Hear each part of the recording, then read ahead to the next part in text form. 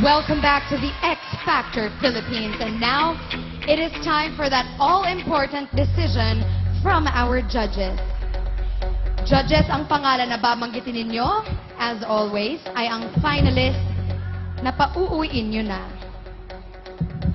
God bless, judges. Charisse, you go first. Alam niya, ito siguro yung isa sa mga hindi inaasahang bottom two. Pero para sa akin, yung performance ni Allen kanina, yun yung nagpakita na hindi siya dapat nasa bottom two. Alright. I'm sorry, Joanne. Miss Pilita. Katulad ng sinabi ni Charisse, para sa akin, mas maganda pa yung performance ni Joanne ngayon. So, I want Allen to go. 1 vote for Joanne, 1 vote for Allen. Gary V, you're next. Dalawang magagandang and very beautiful people in front of us. 2 wonderful voices. 2 great performers. Pero sa akin, sa gabing ito, yung isa hindi nag-perform eh. Nag-express. At We need your vote.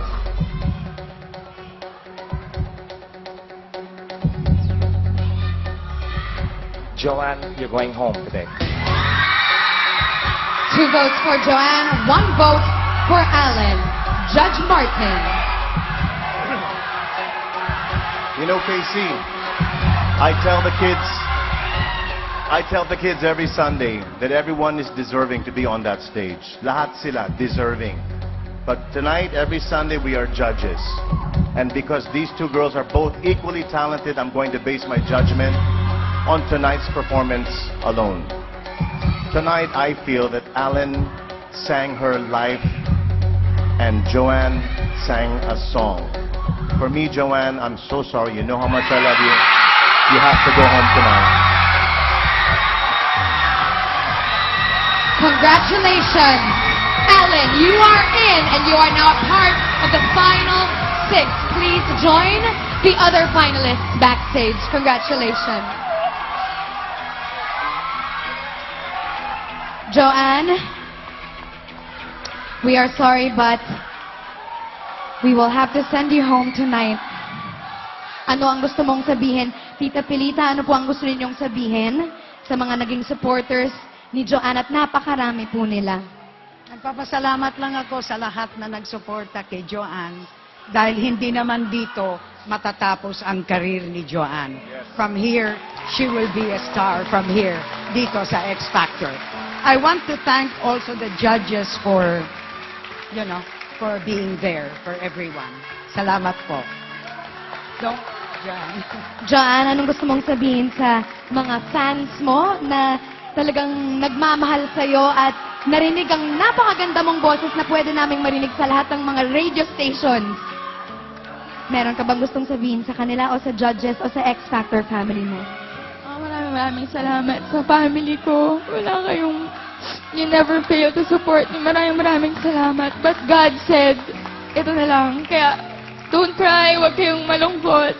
Doon pa rin ako sa God's will and I think He has better plans for me. God has better plans for you. That's a nice way to look at it. I believe that too. All right, Joanne, dahil mahal ka namin dito sa X Factor, this one is for you. Panoorin natin to.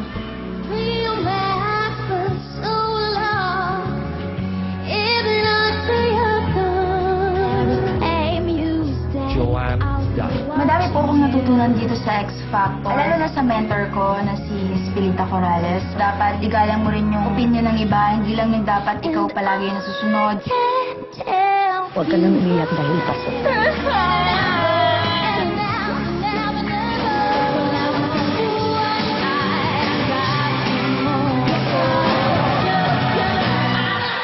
You are proving to them na kayang-kaya mo.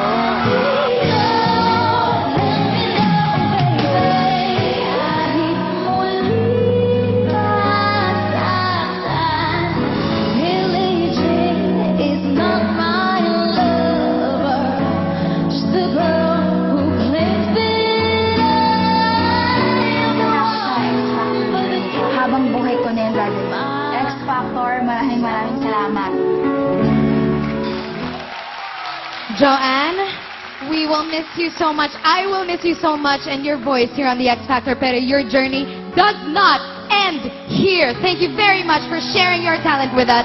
Joanne, palakpakan po natin ulit.